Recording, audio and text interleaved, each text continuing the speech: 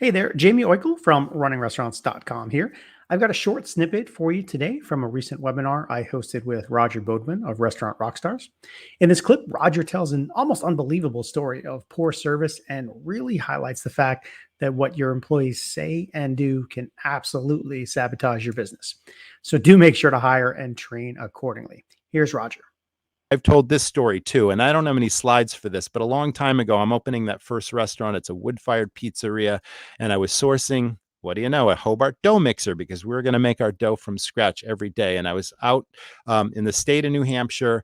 It's almost lunchtime, but I wasn't thinking about that. I'm just on my way to see this mixer. And then I passed this sandwich board sign at the end of a driveway, and it said, wood-fired pizza now serving.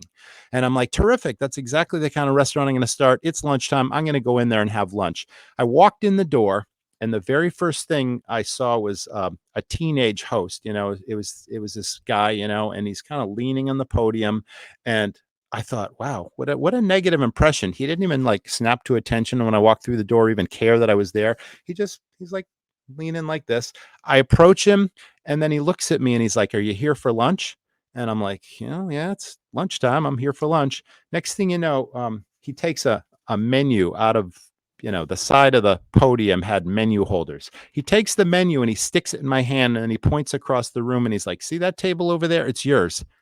I'm thinking to myself, are you kidding me? Like, you don't even have the courtesy to walk me to the table and introduce yourself, make sure I'm comfortable, maybe tell me a couple of things about the restaurant or the menu. And what do you think he does then? He's leaning on the podium again, waiting for the next person to walk through the door. I'm like, gosh, this person's not trained. They don't care. There's one of those C players. So that's the thing. I wasn't recognized. I wasn't acknowledged. Now I'm sitting at the table, and to end this very long story, I'm sitting at my table that I walked myself to. I had lots of time to look at the menu. It had to be 10 minutes before anyone approached me.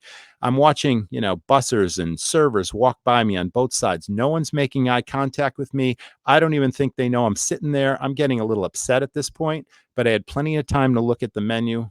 And now here's the end of the story. The server finally approaches me, and I asked her for her recommendation on the pizzas because they all sounded pretty good. They all had these funky names, and I could have picked 3 or 4 of them, and they all sounded pretty good to me. I'm like, what do you recommend? She looked me in the eye. She's like, I can't recommend the pizza. She's like, I don't eat them. They're too expensive. I'm like, strike 3, but that scared me to death. And that's really where I started the systems on training every single day, because I realized that what your employees say to the guests can sabotage your business if they're not properly trained to serve and sell. So when you're a guest and you're sitting in a restaurant, don't you expect to be recognized, acknowledged, and served? Don't you want to be treated as if you're an old friend or a loyal regular customer, even if you're a first-time visitor? Everyone does, and that's the key.